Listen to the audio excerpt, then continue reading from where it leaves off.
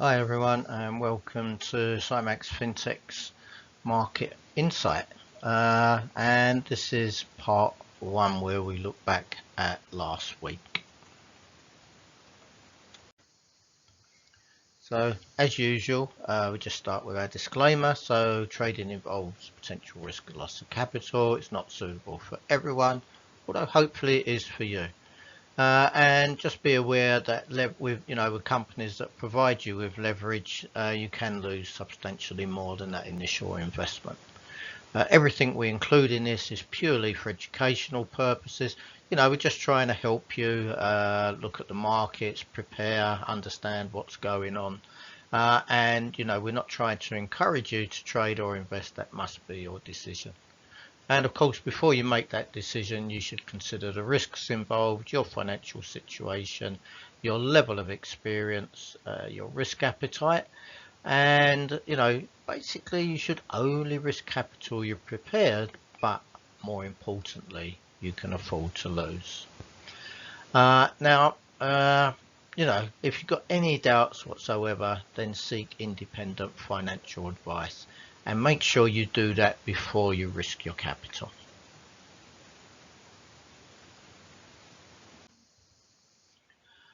Okay, so if we look at what happened last week, there was plenty of central bank speakers suggesting rates may need to go further yet. That was until Powell on Friday sort of pretty much indicated that rate increases may be at least going to pause, and partly because bank lending is tightening. Now, all eyes are going to be this week coming as well on the debt ceiling because there's still no agreement. And on Friday, the Republicans prematurely just walked out of talks. Data-wise, in the US, retail sales dropped to 0.4% month on month. Capacity utilization 79.9, which is borderline growth. That's 80 to 84. So again, that's still very positive, I would say. Industrial production also increased 0.5%, and jobless claims actually dropped, only slightly, but down to 242,000. And the Philly Fed was down 10.4%. Moving on to the UK, the only thing came out there really was the unemployment rate. However, that did increase to 3.9%, which, I'm based in the UK, to be honest, that is not a surprise, and I can see that going higher. For the EU, industrial production was down 4.1% month on month. They're still struggling with that, as all of Europe, I would say, really. GDP preliminary came in at 0.1% month on month, which is 1.3% year on year. The ZEW was down. It was negative 9.4. CPI core 1%. That's month on month, and 5.6% year on year, which is pretty much unchanged. So still, well away from all these targets that's been set of 2% by the central banks. Germany, ZEW, this is sort of the economic sentiment as such, was lower at 10.7%. It was down by pretty much double what was expected. PPI was up 0.3% month on month and 4.1% year on year. Now, if you exclude fresh food, it was only up 3.4% year on year. And retail sales. Forget that. Japan, GDP was up 0.4% quarter on quarter, and CPI, the core, was 4.1%. That's sort of really starting to move forward now. I'll cover that a little bit later.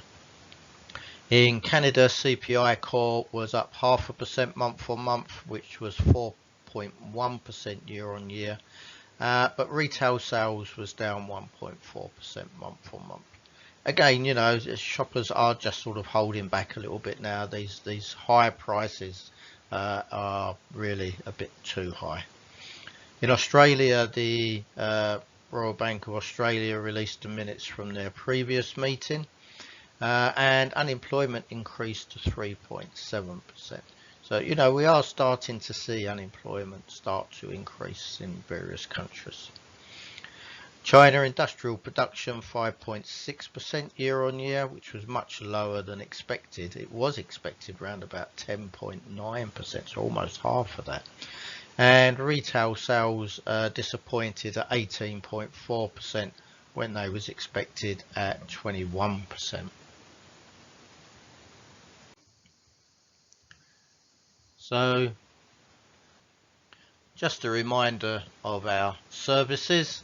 So apart from trying to prepare you for the week ahead, we also provide a daily newsletter which does include global news and my views, and also fresh chart levels and pivot points are available. We provide one-day workshops which help you to discover if trading could be your next career or just maybe a second income.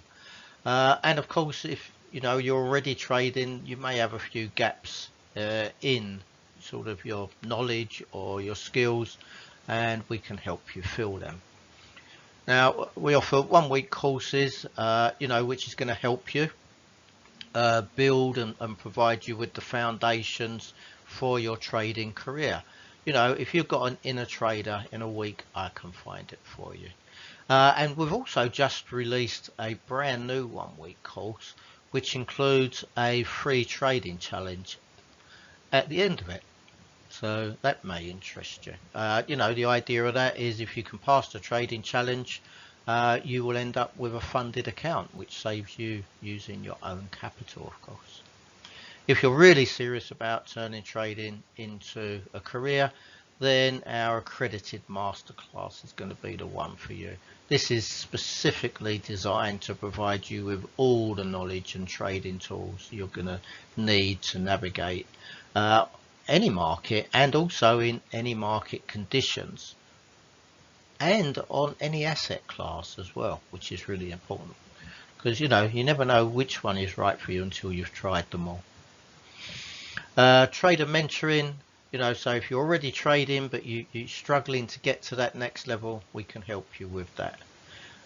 If you as an individual or maybe for your company, you know, if you need some hedging advice, then we're happy to provide that, you know, maybe for foreign exchange or maybe currency exposure, commodity exposure, wherever you've got that area you may need some help.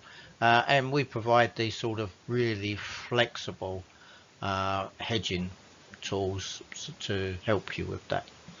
And of course, as usual, we provide educational content not just to individuals but also to exchanges and brokers. And as I mentioned earlier, if you're looking not to use your capital, you know, maybe you haven't got enough, or maybe you just don't want to risk your capital, then you know, the funded trading account route may be the one for you, and there's a link to that there. Any questions whatsoever, then reach out to us at info@cymaxfintech.com. Or if you've got something trading wise you'd like to ask me, then it's chris.tubby@cymax-int.com. Hope to see you in part 2.